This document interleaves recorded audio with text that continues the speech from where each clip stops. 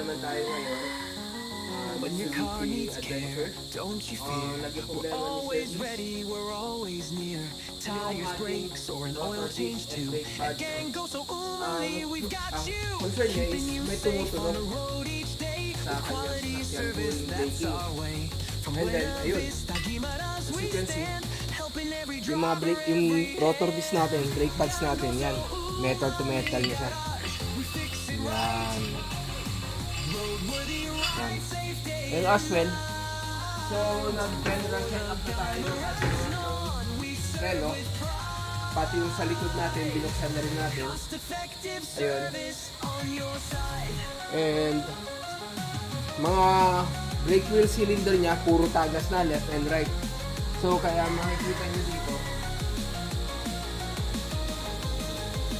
yung texture ng paint niya sa loob. Ayan, corroded yan. Indication na medyo matagal na rin po yung making ng brake cylinder natin dito sa likod.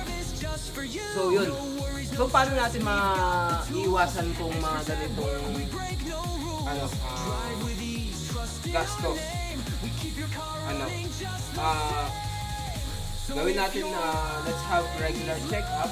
And then, kasi actually considered din naman ang brake pads, rotor disc sa wear and tear parts, pero especially sa rotor disc pwede naman tayo magpalit lang ng brake pads every now and then para ma-save din natin yung rotor disc natin.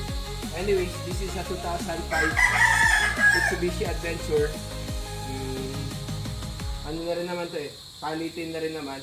And also, mag-brake fluid flushing na rin tayo dito. So that's it guys. Reminder lang, have a regular check-up sa mga sasakyan nyo para maiwasan natin yung mga tinatawag na gastos malala sa ating mga unit. That's it for today. Have a nice day. Bye.